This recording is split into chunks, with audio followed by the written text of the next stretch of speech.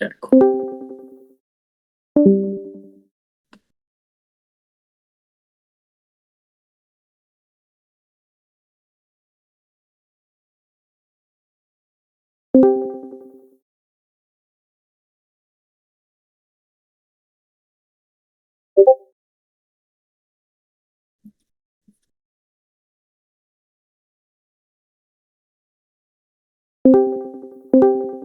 Why do you ask everyone? Meeting time. Okay. My throat hurts. You can lead today's meeting. Sure. We'll give people a minute. I just added everyone. Yes. So join. By the way, how do I mute the? There's got to be a way to mute the join sound. Nobody should give me computers. I'm very bad at using them. With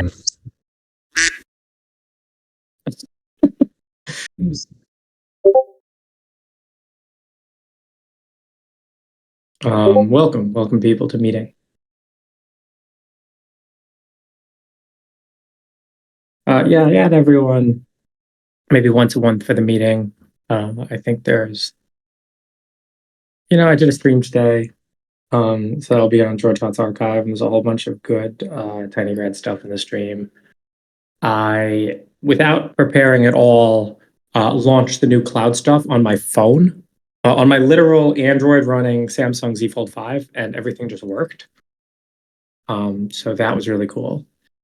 And the new cloud stuff also allows, it hides latency pretty well.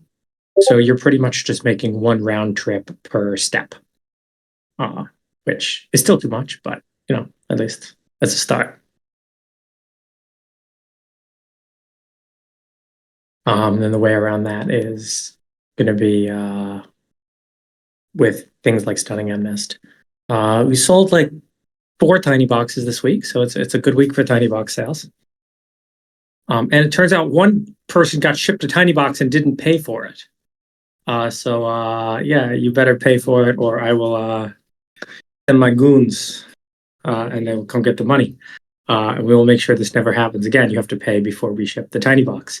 But yeah, we sold like 4 this week, so that's a good week. We're building 28 Tiny Box Pros. We have a couple of pre-orders for those.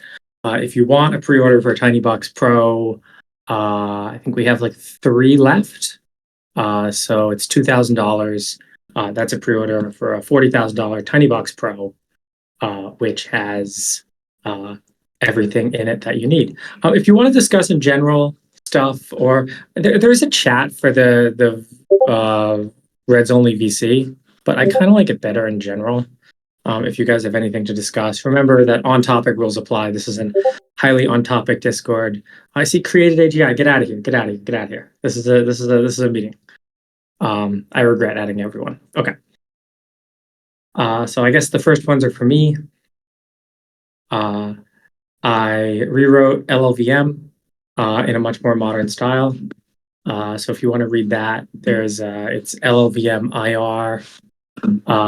.py. It's just a bunch of pattern matcher rules, very short amount of logic, maybe 40 lines of logic, and the rest are just pretty much string creating pattern matcher rules. So yeah, and then if someone wants to earn $200, you pretty much just have to do exactly what I did for LLVM, but apply that to PTX. So yeah. Is the new VM faster or slower or similar? The new LLVM is similar, and I spent some time looking into LLVM speed. I wrote all the stuff to do float 4 folding in LLVM. It was very fast, but it's not faster, which brought me to the next thing, which is blocks. So there's a whole bunch of places where we are just picking basic blocks in a stupid way. For example, sometimes there's loads inside of loops happening multiple times when stuff could just be kept in a register or pushed on the stack. So that's my block rewrite, which is going to break the graph up into basic blocks before doing layout. It's actually also twice as fast, which is great. It almost works. There's a I have to write something that joins blocks. Right now, every block only has a single child. There's no way to express like diamond-like things. So I'll have to write something to join blocks. But that didn't seem fun for stream today. So on stream today, I updated cloud. You can try this right now. Cloud equals 1. Cloud equals 1 separates the Tinygrad front end from the Tinygrad back end. And it really points the way to what our future business model is going to be. We are going to rent GPUs by the second in pretty much any quantity you want. If you want to, right now, if you're like on one machine and you're like doing an experiment and you want to do like a hyperparameter sweep, or you want to try 10 things quickly, great. 10 GPUs. Start 10 instances of the program. It'll just connect you to 10 different GPUs. So yeah, I mean, I think that a lot of the ML cloud stuff, it's either at one of two abstraction levels. It's either at an abstraction level like AWS or Azure, where you're renting a machine, or it's at an abstraction level like OpenAI, where you're paying for API calls to a model. I think neither of these are ideal. The problem with the API calls to the model is it's not portable. You're getting locked into that. You can't run different models. You can't run models differently. You're opaque to what the sampler is. They can rug you an update. Oh, you thought that was GPT-4 you're getting? Psych, it's GPT-3. You didn't know. So, you want to avoid all of that. Then the problem with the Azure AWS stuff is, okay, I got to spin up a machine, put an SSH key in, install this Docker container. Everything just takes a long time. Your environment's not really portable. So if you have an API key set on your computer, you'll be able to seamlessly train from your MacBook like you have a big GPU, be that a 4090 or whatever. And then also, one of our value adds as a company is going to be to have done all the beam searches on the back end for you, right? So if we develop algorithms to run things faster, it's just like our cloud is very, very fast, and there's this nice orchestration layer. Yeah. So yeah, that's cloud, that's LLVM, and that's block. Can you? Pricing model, 50 cents an hour. 50 cents an hour for a GPU build at the second. So. Do users specify the GPU they use? I don't know. That I'm not sure about yet, but it'll be, order of magnitude 50 cents an hour. And you'll be able to just, if you want to figure out how fast it's going to go, connect to the session, run one step, see how long one step's out, and then multiply. So, you might be opaque to the GPU, and we have to change the API a little bit to abstract that. Because eventually, what we want to do as a company is replace those GPUs with tiny chips completely seamlessly. So we'll make it both faster and cheaper and better without you having to change a single line of your code. In fact, without you even being aware, because our abstractions are perfect. There's so many abstractions are leaky, and I think that our abstraction is not only not leaky, is also very complete. So it's easy to make an abstraction that's not leaky, but let's say you have an abstraction where you're adding 1 to a number. Well, what if you want to add 2 to the number? Well, no, it only supports adding 1, right? So that abstraction doesn't leak, but it's not that useful. I think we can build both a useful and non-leaky abstraction to describe all of machine learning, basically with and then you'll connect to the cloud, and you won't care if you're connected to an AMD GPU, an NVIDIA GPU, a TinyCorp GPU, a TENS Torrent accelerator. It's all completely hidden from you, which is what you want. What machine learning practitioner wants to think about what GPU they're running on? Nobody. How about any of the CPU component? Say if I'm doing RL. Well, What do you need the CPU for?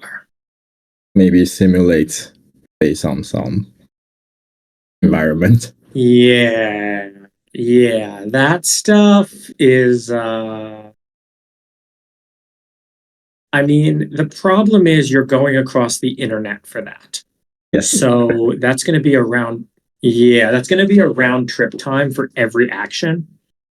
Um, yeah, that's later. Uh, No, sounds Cloud will good. definitely be able to do. Yeah, yeah, yeah. I mean, our first. I think our first kind of offering will be LLMs. You know, Yeah. making sure LLMs can run fast, making sure diffusion can run fast. All the things where you don't care about running any part of it in your computer. For diffusion, you'll literally just send a tensor with the text, and you'll get back a picture, right? Which is the exact API you want for diffusion. My point is, we can clone OpenAI's API, but at a much better level of abstraction. Mhm. And it's not like you're going to have to upload the stable diffusion model every time. You'll just put a hash of it, and Tinygrad will automatically take care of that. So yeah. That's good. Oh, what did I do? Oh, I update real stride to make it stride better. I saw your comment saying that something got 50% slower. What was that? Opt. So when you run external benchmark schedule, opt is where we're applying all the shape trackers, and all the Mhm. shape trackers, like all the optimization shape trackers. Now all those reshapes and permutes are very slow. Oh, but I run the script. I replied to your comment. I think it Oh, might I be didn't see some your reply. other Sorry. comment. It might be some other PR, but I agree that this makes the shape checker method slower because now we are doing rewrites in these methods. Yeah. I mean, it might So be I think the fine. solution might be we kind of want to do this earlier, more upstream, because now we are doing the same thing in a real stride, and we also later do the same thing multiple times in the load. And because we only get the load pattern from shape checker, if we only do this once or we cache it somehow, it maybe adds time to opt, but it should make later time faster. Yeah, we could. Is it being cached right now or no? At what level? It's probably not cache at all. Well, we could. Yeah, I mean, we could cache like the UOPS for the shape tracker. No, I mean cache at what function? The shape tracker to UOPS function Oh yeah. So that's what I to mean. index So UOPS. if we move let simplification to let to a 2u up method, then maybe everything will be faster in there. Yeah, if we even just make a two index UOP cache property on the shape tracker, Yeah, something like that. that might be fine. We could try Yeah. that. Okay. So I was looking into the Henkel optimization. There are like codes there that has no test. I have no idea what it's doing, but I have a script that computes Henkel optimization versus BIM2. Then I realized Henkel optimization, if you just measure at per kernel level, is not too bad, but on aggregate, it's pretty bad. Thinking about how to do that Yeah. better. I want a sequence model that I can just apply methods to things without really compile anything. Then that would be the new Hancock optimization. But how But could hand coded optimization not be that bad individually? It's terrible on a whole bunch of things. how to define terrible? It even wins like 20% of the time. Over Beam? Yeah. No, I mean, granted, those are maybe small kernels, and It might as well. So that's why I started looking into the beam timing thing because maybe that's why. But indeed, Yeah. there's a difference in that. Then I start to test the beam, then I realized beam on metal on both M1 Max and I got a new M4 Max are both slower than Torch MPS. That was my last point that I was going to investigate this week. Either Yeah, beam no, is slower definitely somehow. slower. Yeah, so beam is slower somehow. I saw your picture on LLVM, but it's also slower on MPS. And I don't know if it's a beam that has a bug because we now mask a lot of compile errors, so maybe the scope issue bug is that big that we mask a lot of good kernels. So I was trying. Yeah, I'm definitely worried. That was my I'm plan definitely for. worried about that masking. Yeah, so that was my plan for this week. Run like strict beam on these and see what's happening with beam. Beam is also slower for ResNet, only a few percent, but slower. So I mean, Torch MPS got faster. yeah, Torch MPS is pretty fast. Oh, I also don't know why, but for our benchmark on M4 Max, some of it's slower than my M1 Max. Seems like a bug. Yeah, so yeah, we might be masking compiler errors or something. Yeah. We're definitely masking compiler, and also you saw my fix left. Tweak your fix because now metal compile does nothing and the compilation is in runtime. Yes. So because I hit that during beam, so we are definitely masking something that might be faster. Yeah. You understand why I moved that? I'm sick of the Conda people complaining. That's like one of the biggest like first issues with Tinygrad. Yeah, that I understand. Which reminds me, we have to do a release. We haven't done a release in a long time. Yes. Now we can do a release now. Now a good time. Oh no, we kind of want to fix Qualcomm. We kind of want to fix Qualcomm because we can do a release. Yeah, that's a bug. No, we were saying Also, we want this release to be the version that Kama can apply to. oh, can use. But also, any objection to Python 3.10?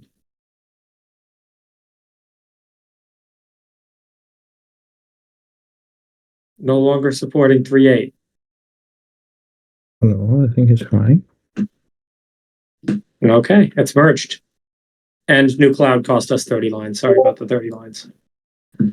Oh, where are we now? 9950 something? 9940. Okay. Well, I saved lines with LLVM. But yeah, no, new cloud is a ton more usable over the internet. We're at 9930 now. We can probably clean something up now. We are at 310. You write some pattern matcher or something. So you don't have all the if else. Yeah, I like the match case syntax, even if it's not faster. It's just so much easier to read than a bunch of is instances.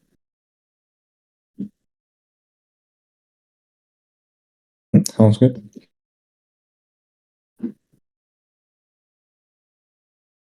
Next for Kotlin.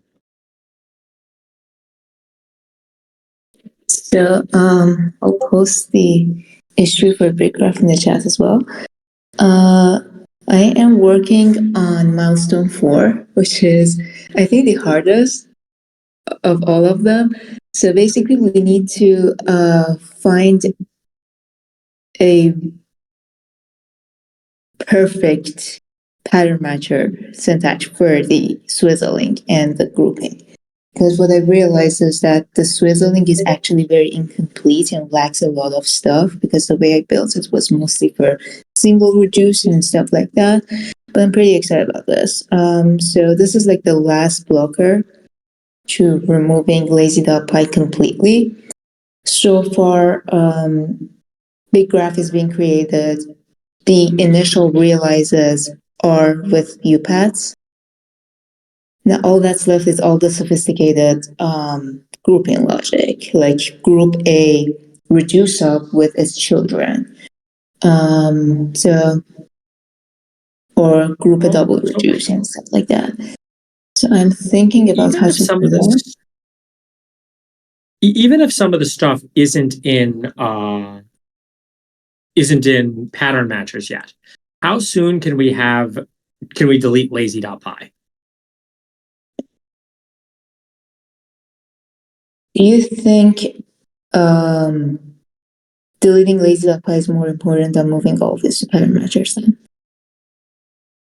Yeah, because until we delete lazy.py, I can't rewrite the gradient thing. Where I want to change the backwards API to no longer have dot backwards and requires grad. I want it to be like loss.gradient list of tensors. But until we have UOPs, I can't do that. So I do think, yeah, deleting lazy.py is the highest priority, higher than making everything a pattern matcher.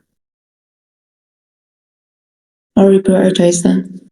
Yeah, I think it's possible to do it beforehand. Cool. Yeah, I mean, if it's extra work, we shouldn't do it. But if it's just kind of a choice for which one to do, yeah, I think the UOP thing is higher priority. That also gets us a lot of lines. Sure.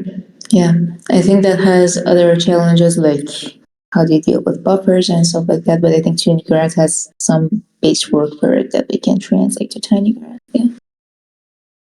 So I think the way you want to do buffers is just make a global dictionary that maps UOPs, a weak key dictionary that maps UOPs to buffers. Mm-hmm. I think that's all you need for that.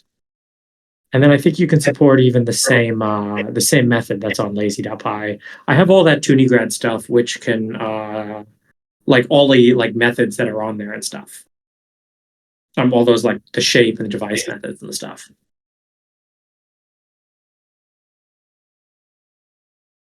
Yeah, I'm starting to add the movement ops to UOP, which is pretty interesting. Like at this point, I say it's possible because lazy buffer is basically like a graph container. At least how the scheduler views it right now. And it's gonna be very easy to, I think, very easy to move all of those to UOP. Rewriting all of those patterns to UPath is harder, but I'll figure it out. I think we're getting to a point where it's like you have this very large graph of a bunch of swizzles and you push through whatever you can. The moment it can't be pushed through, you just make that the store and realize. But that's like the big idea. I don't mean to interrupt your process. If you think you're making good progress here, then by all means keep it this. Mhm. But I'd be really happy if by next Monday, we could have lazy.py gone, and then I could rewrite the gradient function. I'll work on it. Yeah.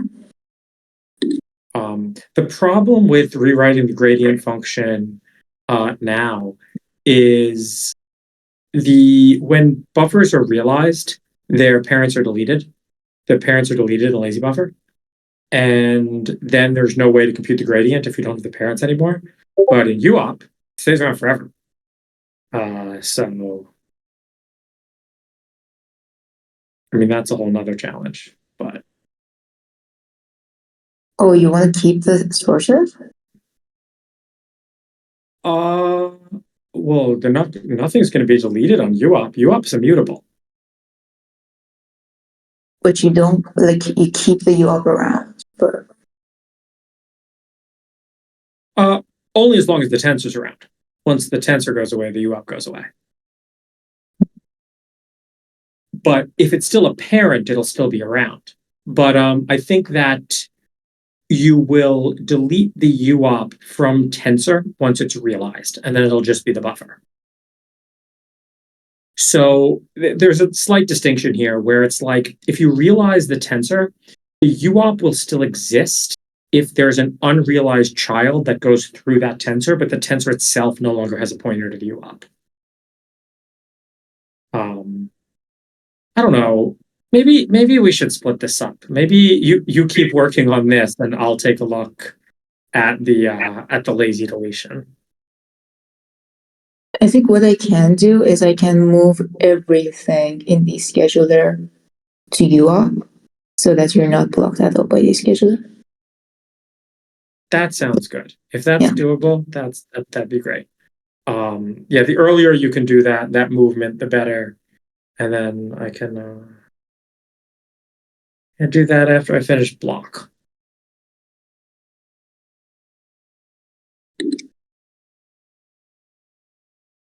Cool.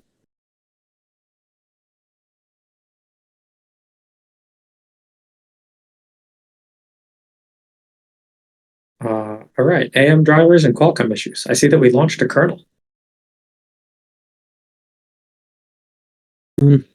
Yeah, so AM works. I mean, and we can run some models and it's just correct. Like I just tested GPT-2 and it's fine.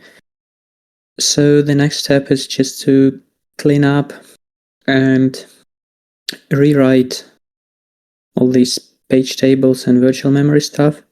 I think I'm just going the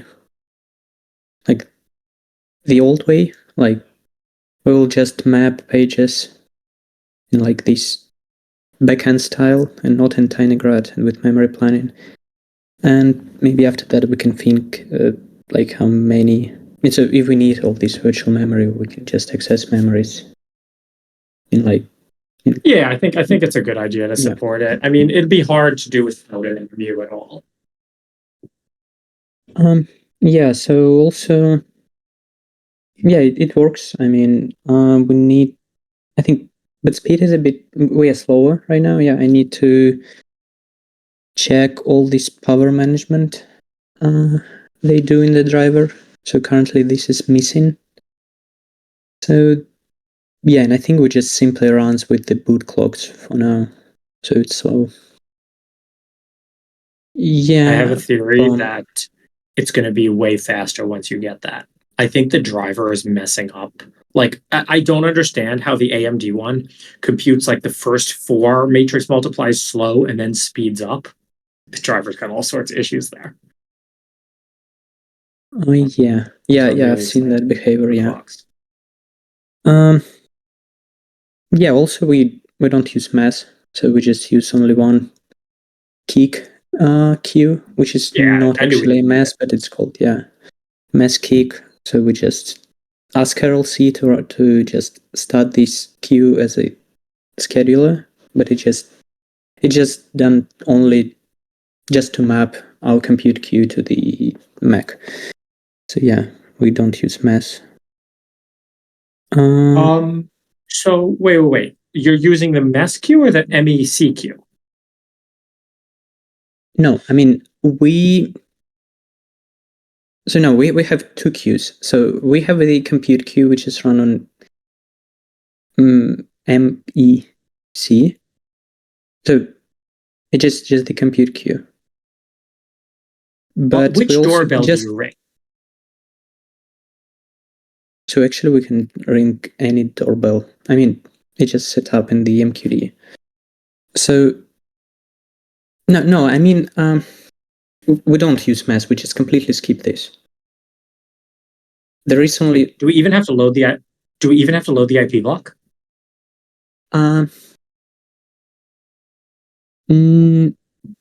So actually there are 2 IP blocks for mass. One is just the actual mass, which is like the scheduler, and you can send all these messages like schedule or just save or just do this compute wafer store thing. And they also have like mass kick, which is kernel interface queue. And that's like before mass, it was just a key queue. Now they moved it to mass kick. I don't know why. But actually, that's the first queue that should be set up, and it does nothing. It just, so it's different like firmware for them. So I think it's not the mass, it's just the old key queue, which runs a bit different packets. But yeah, so we just use this queue to map our compute queue. I see. The Felix from AMD mentioned using this, but using it through the driver. I don't know where that he posts on like an issue or something. He posts on a gist.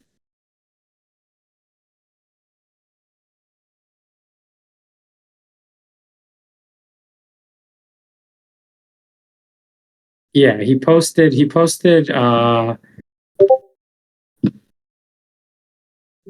So yeah, because in their original driver they use this key queue to map mass, and we just don't map mass, we just map compute queue. got it. So yeah, we just skip it. Yeah. So for QCOM, I'm just looking into this. It just, I know registers looks correct. I think we just got a pretty big kernel, which has 25 textures, and I think QCOM, GPU OpenCL QCOM also like executes all them with one kernel, but it's, I don't know, I think, so I don't know like where it puts all like the last 9 textures, because like the buffer it uploads, it just contains only 16 textures. At least the size like they use just only for 16 textures. So I think that's what missing, and I'll investigate that. Got it. I mean, whenever we have limits like that, we have to add asserts, right? Like I never want it silently dropping 9 buffers. Yeah, sure. I mean, I don't know. Generally, I know hardware can just use more than 16 textures. I don't know why they just split into several buffers when they upload them or something like that. So, yes. But yeah, no, either way, the thing I never want is for it to silently get the wrong answer. I would much rather it assert than silently get the wrong answer. We also added, Harold put up a pull request to merge in the NumPy stuff. And why is that so slow? Why is it taking 5 milliseconds to copy a kilobyte? Yeah, we like the raw copies right now is a bit slower on QCOM comparing to the OpenCL. Like OpenCL copies at 7 gigs a second, and we do 5 gigs a second. And that's because the caching, I mean, we use, I think, their own caching scheme. And yeah, it still doesn't explain 5 milliseconds, though.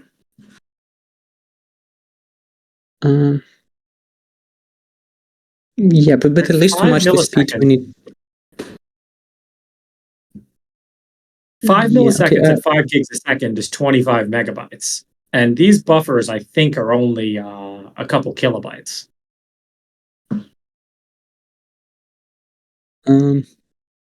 Yeah, okay, I'll take a look into this. It's on stats.tinygrad.org now. That was what was responsible for the big spike around 6200. Mm-hmm.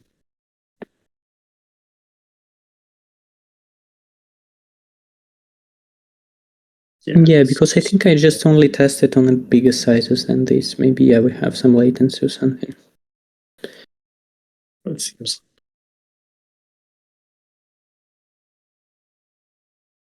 Cool, yeah, no, great work getting a kernel to run.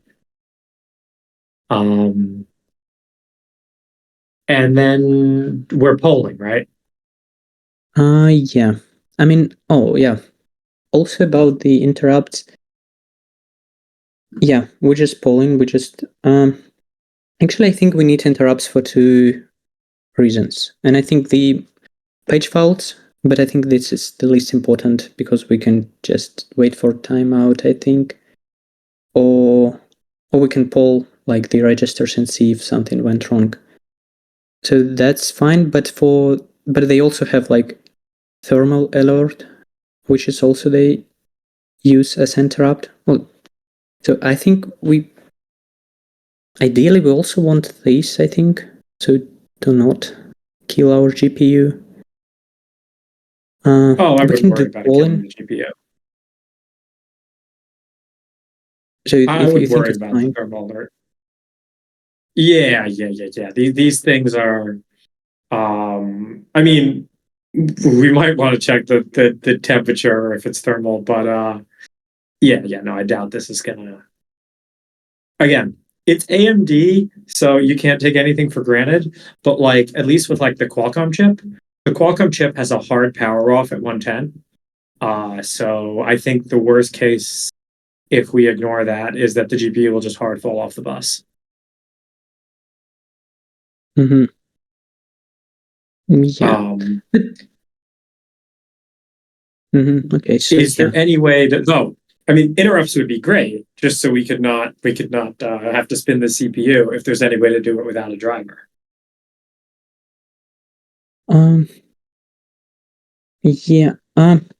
No, the only way I just found is like to map this in kernel. I don't know if we can set up our queue from the user space. I'll investigate this better, but yeah. Cool. And then which file is it right now? I mean, I see some stuff in ops AM, but this is not like setting up all the firmware stuff and stuff. Yeah. It's I'm just going to move this into the kernel, but the actual it's just an extra AMD PCI and all files there, like PCI2 and all the IP blocks there. PCIe 2 is the main one I could run and actually do this. Yeah, OpsIM also works. It's just like import this. Wow, this is a lot of code. Wonder how much we actually need. Yeah, I think not. Yeah, definitely. I think we can rewrite a lot in a more cleaner way. So yeah, I think it should be a lot cleaner. Awesome.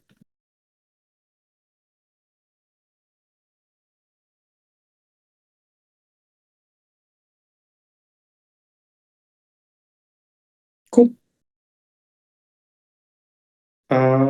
Yeah, let's move on to bounties. Web GPU. Where are we at on this? Oh, I think we're close.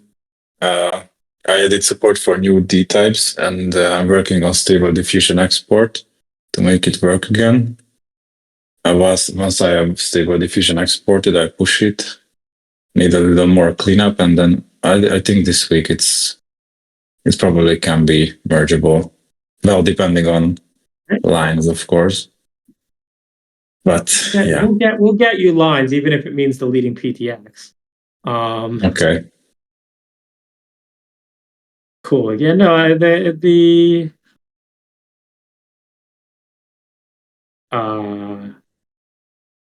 style looks pretty simple. I see you've moved away a lot from T-style stuff. Yeah. So a lot of pattern matcher stuff you see is this bool stuff, bool hacks and ucar, ushort hacks, things like that.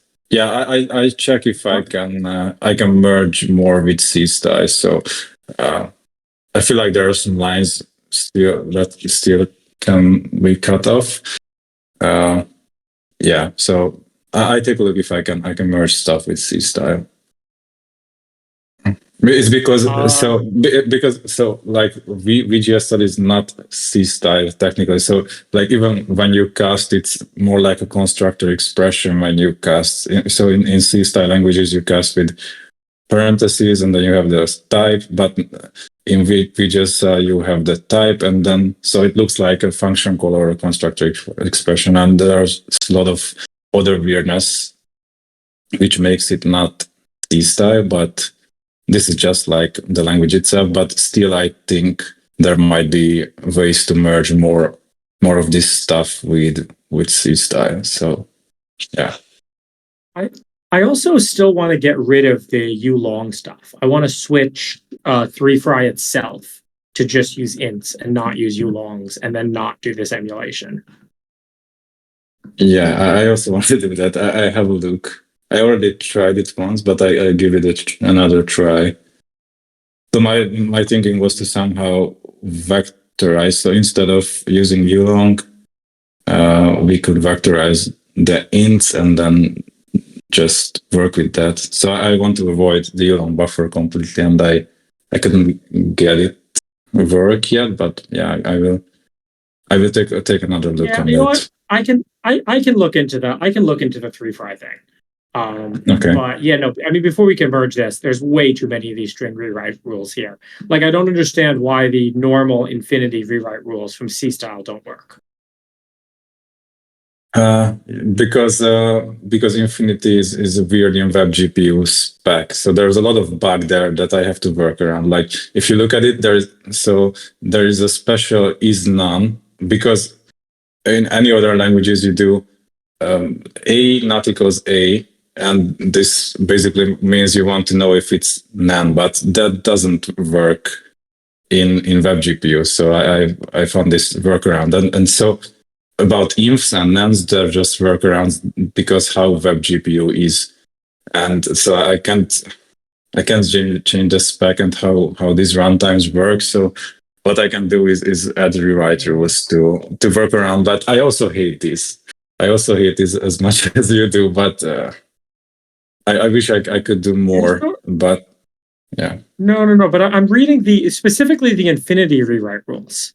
Yeah. They look identical to me to the ones in C style. Okay, let me see. Right, like you mean the they're cons, on lines like which line? 75 and 76 in your pull request. Mm-hmm. Oh, yes. Let me see. Identical to the ones in C style. Except that maybe your render D type thing. Exactly. The render D type. Yeah, because you see in C style you have the parentheses, inside that you have the D type, but in VGSI you have just the D type and then the parentheses because of different casting syntax. But yeah, there might be. Yeah, it might be mergeable. A lot of this, like char and short stuff. I would almost, things are generally better to be PM rewrites than to be string rewrites. Mm-hmm.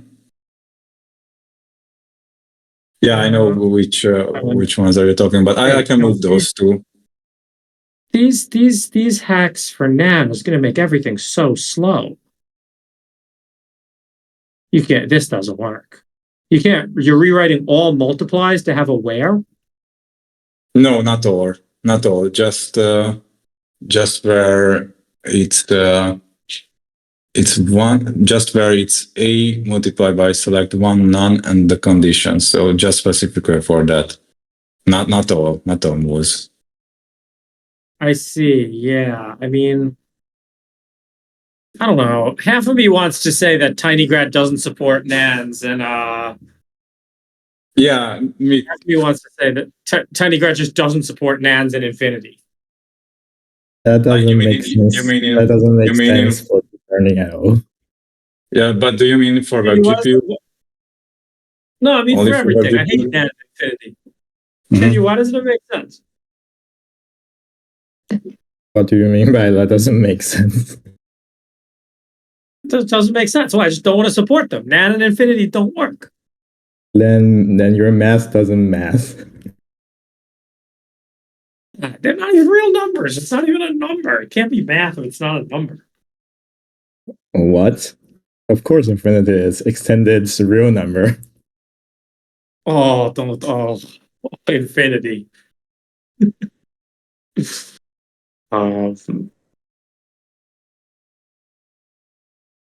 Yeah, okay, all right, whatever. If we can make it work with a bunch of hacks, we make it work with a bunch of hacks. But I can also skip if none and none tests. No. If you can make them work. If you could make them work, I'd rather they work. All right, good. There's not too many if web GPUs around here. Yeah, no, not. So we had one in, and then in it, it got removed with you moved the SD type to device, and that helped a lot with that. I think the only remaining if is I think for this scale size stuff for the buffers, and no other. What's up with these At least. precision issue skips? Yeah, those are for the cosine, sine, stuff like that. Yeah, I just not as precise as so in metal. I see in the kernel that there is this precise sign and stuff like that. You have the precise namespace prefix, and so I think in the WebGP implementation it's just for some reason not as precise. But I this is also a thing I want to. So I will take another look at the skip tests and see if I can pass more. So this is what I'm doing basically. I pass more and more tests and removing skips. This is also a point where I have to look at there. I just couldn't find the quick fix it. So yeah, it's basically I'm using the built-in sign, and it's just not as precise for some reason. Yeah. I understand. All right, we'll get you 150 lines. You can also disable sign if you want. You can also use the transcendental rewrite for sign if it's not precise. The transcendental rewrite will pass everything. So if you just literally don't add sign to your code for op, you just comment out sign and you'd be like, wow, it works. Okay. Actually, wait, you don't even have a sign in your code for op, do you?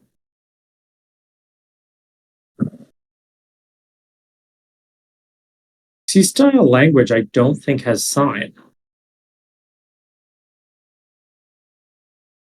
Do you know if sign's actually being written as sign or it's being written as something else?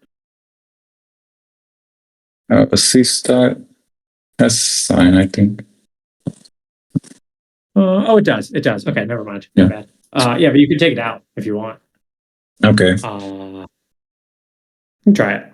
If it's just sign. But yeah, I mean, if it's just sign, also just skip sign. Right now, I see a ton of stuff being skipped. I see all the unaries and binaries being skipped. But cool. I promise you 150 lines for web GPU. Okay. And we will get. Yeah, and I promise you a cleanup and an exported stable diffusion. Sounds good. I'll answer this question quickly. You made a pre-order for a tiny box, but now you want to buy a green one. Your pre-order does not specify a color. And no, there's no EU headquarters. There's no resellers. You got to pay the import tax, right? You can't get around the import tax. If there's a reseller, they're paying the import tax, right?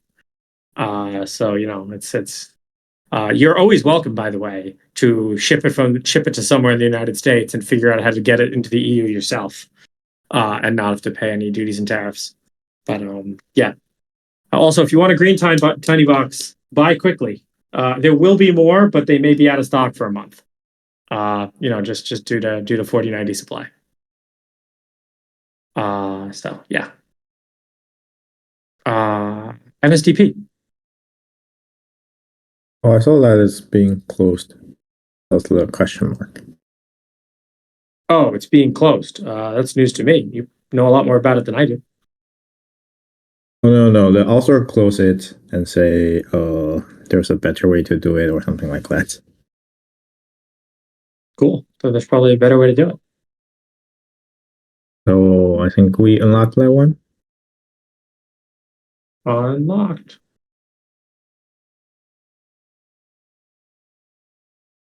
Unlocked in the spreadsheet. TJ Becker doesn't happen to be here. He's making good progress on the big DFA for matching, for pattern matcher. I did a whole bunch of cleanup work to make everything faster. It was nice to see it reflected in stats at Tinygrad.org when I brought it up on stream. You can see how like it's trending down. It's trending down again. Yeah, that's good. Good. Things are moving in the right direction. Well, things are trending a little bit back up, but Yeah, it's hard to believe that it's once for unjitted Llama, it was once below 100 milliseconds.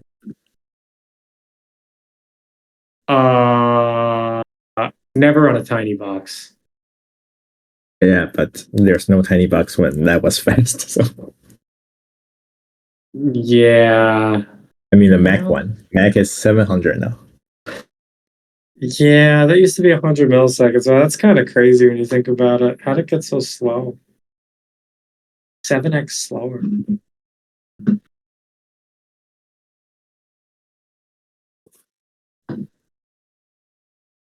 We'll get back there. Of course. Hello. I opened a draft PR earlier this morning showing the progress, but I don't know how much overlap is with Quaselin work from what she said today. So I'm waiting and still working on it. Does this swizzle pass? Yes. Where is the swizzle? I see fix up AST removed. Where is the it's not called swizzle anymore. It's view. I can talk there if you want. So you wanna talk? Yeah. I'm working on a swizzle rewrite, but I read your diff quickly. Like I just skimmed through it. I think it's fine. Like if you want to merge it, I can handle any conflict that can happen with my work and eventually like merge everything into a unified swizzle API. Okay. So I will clean it further and open the PR. Yeah. Thanks. Just one thing is like you have cast and stuff, like you don't really need to do all those. Like the pattern matcher for the cast is just too specific. It's just any element voice up can go there. Yes, I asked that question in. Yeah. I think your diff can be smaller. It can share some stuff with the scheduler. But other than that, and some other cleanups. Yes, the thing with the sorry. Go ahead. For the views is that here the parent view is replaced the child view. That was the question I had like 2 weeks ago. That differs from the schedule where the child view has preference over the parent view. Well, the child and parent are split, right? So you can use one or the other. Okay, I'll check that.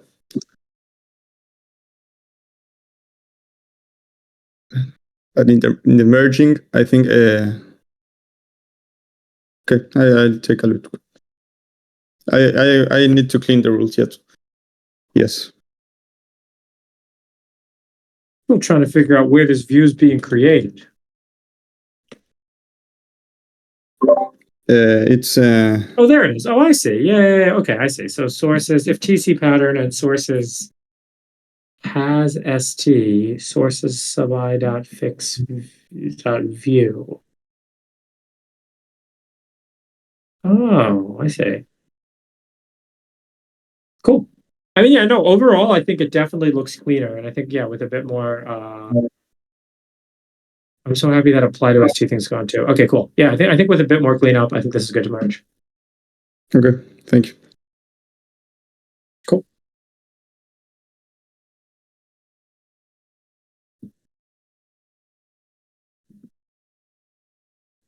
Is there progress on match speed?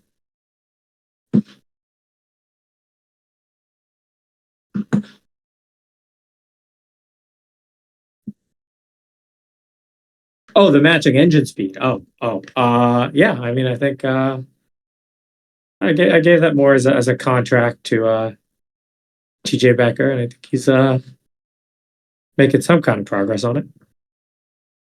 So yeah, I don't know if we have numbers on the speed, but you know, it's a very fun standalone problem. If P2P hack is patched on 5090, will it delay the upgrade of tiny boxes to 5090? There's currently no plan really to do a 5090 tiny box. There will probably be a 5090 tiny box Pro, but one of the problems with the 5090 is it draws 600 watts. Like, you're just running into a real problem. Whereas, how many power supplies do we want to put in this thing? Is it going to be a 3 power supply machine? I mean, it might have to be. So yeah, I mean, we have some stuff. We have some stuff for a tiny box with PCIe 5. We played with the new ASRock motherboard, but yeah, we're in no rush to go to 5090s and go to PCIe 5 for the tiny box. It's gonna be if you're banking on that anytime soon, don't. We're gonna be selling basically the same tiny boxes for a year. We have a lot of those motherboards. So yeah.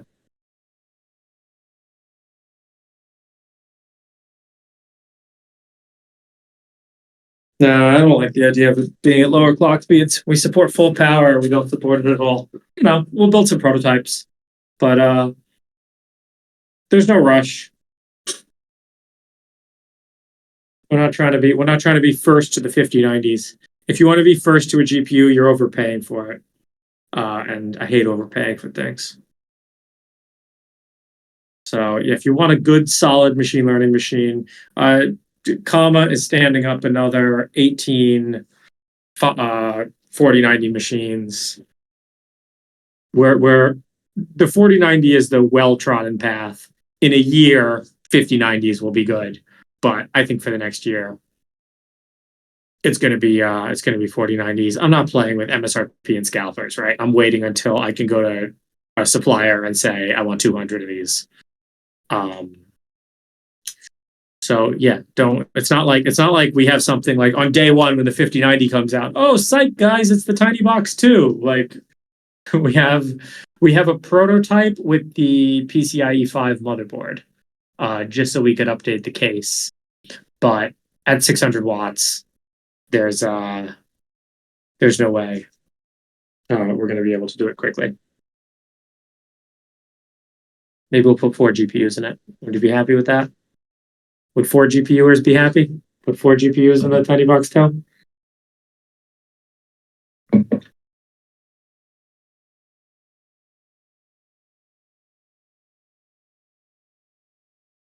All right. Any other Tinygrad related questions?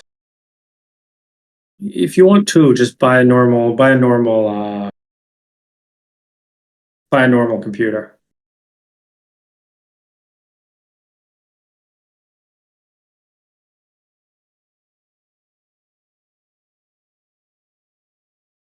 We also do not know anything about the signal integrity of PCIe 5.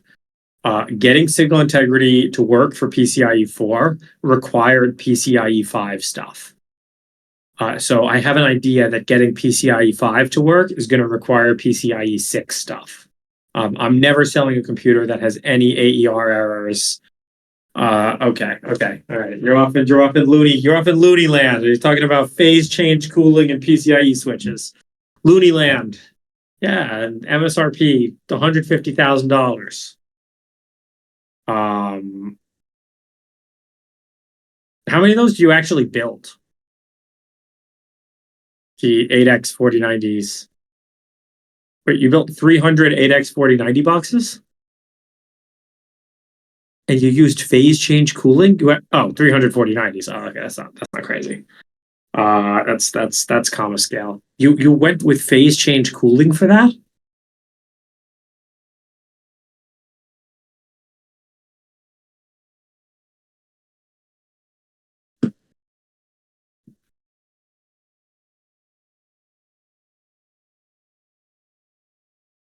Inference provider. Cool. I didn't realize, by the way, I misread your thing. I thought you were suggesting that I do that. I didn't realize you actually went and did that. Actually going and doing that is cool. Telling me I should do it is like, I'm not doing that. I'm not touching those. Do you want to talk about it? I made you a speaker if you want to talk about it. If you rejoin Grad's only VC, you can speak. You need 5090s for training? Why? What do you know about 5090s? Let me get my headset going. Sorry. Sure, no worries. That's most of the meeting. This is just GPU shit talking hour now. For an Unless inference Chinyu, do you have provider. anything else? Oh, sorry. No. Oh, ML Perf will be out this week. I think on Wednesday. Awesome. So we should see. I think the spotlight is Google Trillium. I think their training time is a lot better than the V5. What is Trillium is hardware or Trillium is Trillium's hardware. It's V6 kind of. Oh, it's the V6. It's the V6 TPUs. Yeah. It's like 3 times better than V5P. Wow. It's the one that made Nvidia nervous. Yeah. When are they going to sell them? They are not going to. It's in preview. Supposedly, you can use cloud to access those. Someday we should work on adding TPU support to Tinygrad. That will be we can output the TPU instructions. Yeah. It's probably the hardest thing to compile for. All right, back to GPU shit talking now. But yeah, no, ML Perf Wednesday. That's exciting. Cool. Sorry about that. So here's a picture of the PCIe 5 switch that we developed with for Runware. It's our internal inference hardware, so we can use 4090s at their full lane width. We're not using like high core count GPUs or anything like that. So actually, when we switch over to an H100, our speeds drop because the H100 is SSXXM5 and therefore locks you into a specific hardware configuration, and none of it's as fast as what we've been able to put together.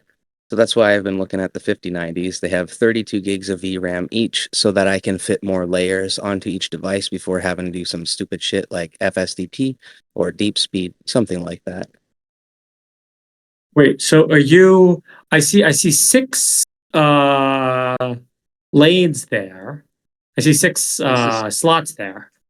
This is one of our earlier prototypes. So there's one with 8 that actually slots in. And then I don't have any pictures on hand of the hot swap stuff or phase change cooling. Wait, which chip did you use? Did you use Microchip or Broadcom? It's Microchip, and nobody had actually used this one before, and we knew that because their hardware spec was wrong. So we weren't able to get it to work for a month, and then we had to work with them, and one of their pins was mislabeled. But it's the PCIe 5 one then, if you're doing 8. Yeah. It is. Ah, okay, cool. Yeah. No, I'm very familiar with all the PCIe switch lineups. Yeah, so we my conclusion on helped them PCIe improve their documentation for that one. So hopefully if you get into it, then it'll already work for you. My conclusion on PCIe chips is that you're never going to find a cheaper PCIe switch than AMD EPYC CPUs. How many did you connect to? So, what do you mean the clock rate? So at risk of giving away some internal info, we do find that the CPU clock frequency greatly benefits text-to-image inference speeds. So that when we're using, let's say, a 5800X3D, 7800X3D, or 7900X, the X3D in the 7800 series wipes the floor with the 5800, and then the 7900X does the same to the 7800. But now I'm waiting on the 9800 X3D to see if the chiplet configuration redesign improves things. But I wasn't able to get good performance from Xeon or EPYC or anything higher end data center grade because they're just lower frequencies. Wait, so you're using like Ryzen chips? Yes. Yeah, no, so the GPU performance really shouldn't at all be bottlenecked by the CPU. Like our NVIDIA driver will completely decouple these things. our NVIDIA runtime. I know the normal NVIDIA runtime doesn't, but ours completely decouples the CPU time from the GPU time.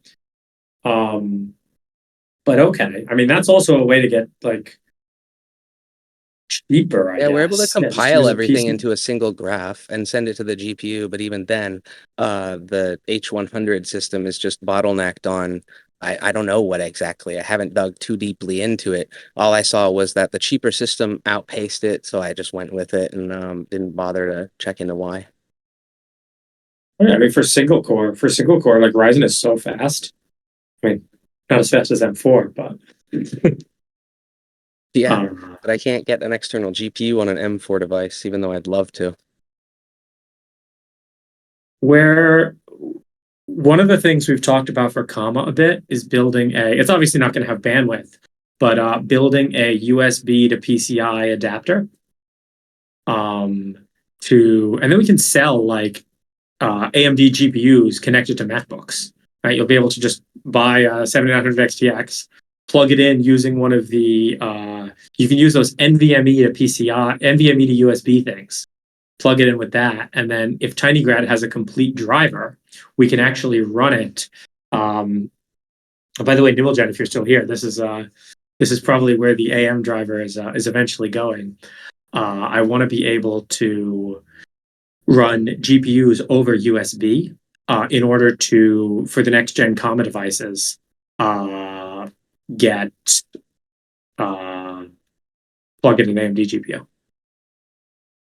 Why not Thunderbolt? Because the Comma devices don't have Thunderbolt.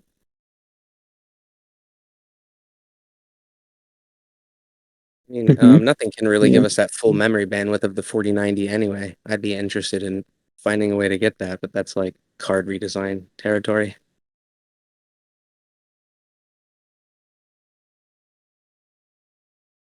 Oh, you mean to stream it out? You mean to stream like Yeah. to get more than the PCIe bandwidth? Yeah, because it's not even I mean, PCIe 5 capable. yeah. Yeah, we'll see. We'll see. I haven't seen PCIe 5 work on anything yet. Everything I've seen with PCIe 5, I've tried a bunch of the PCIe 5 SSDs, and they're flaky. I haven't seen anything actually work at PCIe 5 speed yet. And I'm hoping it's just a documentation issue where a pin was mislabeled on something like I ran into. That'll Well, get fixed real quick. I think I'm not sure it's that. I think the problem is all of these motherboard manufacturers didn't have any PCIe 5 things to test with. Oh, chicken and egg. Yeah, exactly. So like these GPUs are going to come out, but it's going to require another gen of motherboards before they work. I don't know, just a theory. Any thoughts on the USB AMD? If our driver is going to work with that? Yeah, if you can compile everything and then offload it to the GPU so that it runs solely over there, that should work. So yeah, I mean, the only thing we need right now is just to map the PCI regions. So I mean, yeah, if we just can talk using USB to the GPUs, everything should work. On any platform. Oh yeah. Wait, yeah, you're right. As long as this should be totally dealt with at a different abstraction layer. We just need to be able to like mmap the USB. We looked a bit into those NVMe chips and they were kind of annoying, but there's some FPGA solutions for this too. I love the idea of being able to plug an AMD GPU in over USB to anything and then having Tinygrad run on that. Wow. This is actually doable now. That's exciting.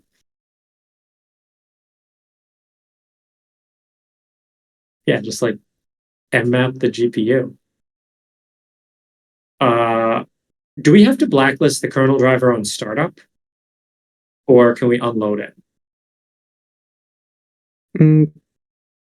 No, we should definitely like turn off the driver or just unload it, because running them in parallel will just kill the GPU, because the driver also just trying to do something on the GPU in the background. So yeah, also there is but it works. AM right now. It works either if we don't load the driver at all or if we unload the driver. Yeah. Great. Cool. We can do a cold net. Yeah, for the going back to the 34090s, yeah, I'm too lazy to do custom PCI switch hardware. We're just like, what's the cheapest way to do this? If you saw the way we did it in the Tinybox Pro, I just took the fans off and then mounted the cards vertically and then just blow the air through. The HP approach. HP did that? They do it in like all of their DL servers. They just force air through everything.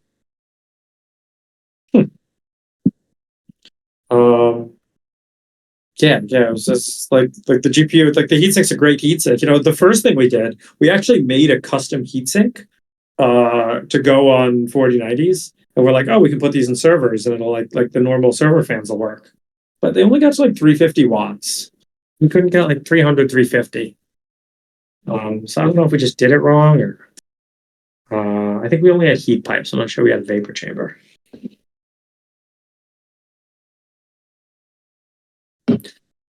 Cool. Anything else? Any other questions?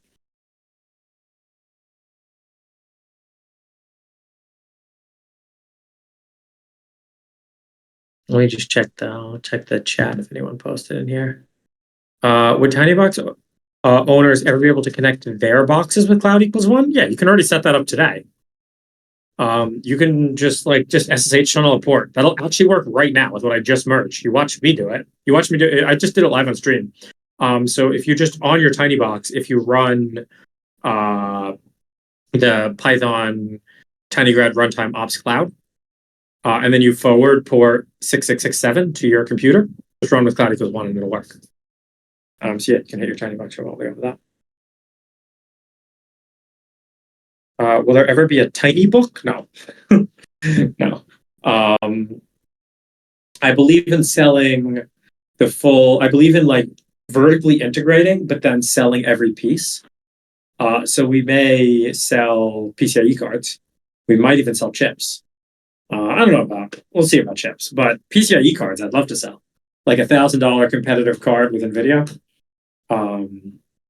So you'll be able to get a tiny, and then I'll make USB versions of that too, or Ethernet versions. Like I don't care what to connect them with. Maybe it won't even be a PCIe card. It'll just be an Ethernet appliance. It'll be like a NAS. You know, like remember those like QNAP NASs? We'll have a QNAP NAS, but you just do that for deep learning. It's just not a computer. You just talk to it over Ethernet for many of your things, and it supports like the cloud protocol or something. You can print the source code of Tinygrad and make it a tiny book. We did this at Comma. We printed the weights of one of our models and got it like bound into like a 500-page book. Well, Tinygrad source code will be more interesting to read than that, I'm sure. Putting the weights of a model is the only way to copyright it. Yeah, the Tinygrad book. Tiny book. Who would buy that? Let's get it on Amazon. Let's get a publisher. I think we have to fix. There's a few lines that are still longer than 150 characters. We'll have to figure out how much we could. Like, is 150 character width reasonable for like a book page? I want like beautiful syntax highlighting in our book too. I want it to be a beautiful book.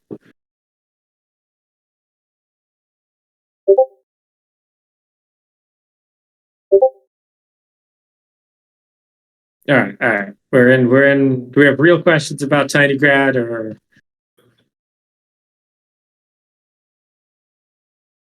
What do we have left? The weak value dictionary is slower than a normal dict. Yeah, I'm aware. But if it's not weak value, then how do you ever free UOPs? I'm not even sure UOPs are being freed. There needs to be a lot more testing around that. Also, weak value dictionary is just particularly slow. We used to have like a custom version of it that was rewritten to be faster. Yeah, I don't know. Just use the JIT.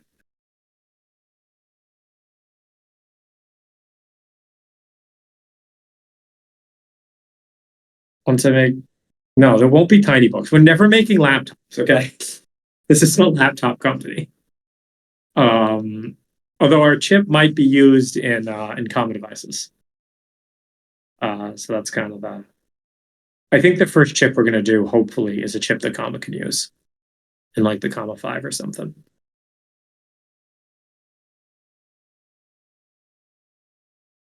Oh, now we are on 3.10. We also need to upgrade I believe one of the CI machine is on 3.9. Oh, is it failing? Oh, it passed. No, but if it's on 3.9, we need to upgrade it. Otherwise, it will fail someday. Yeah. No, agreed. We're committed to 310.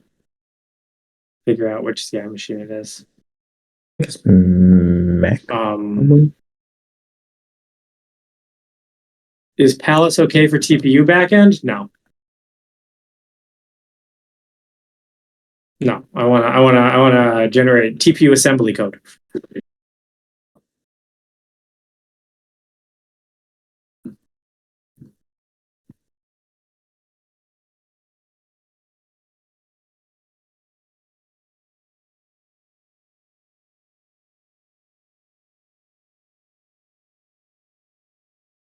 So I mean, this is kind of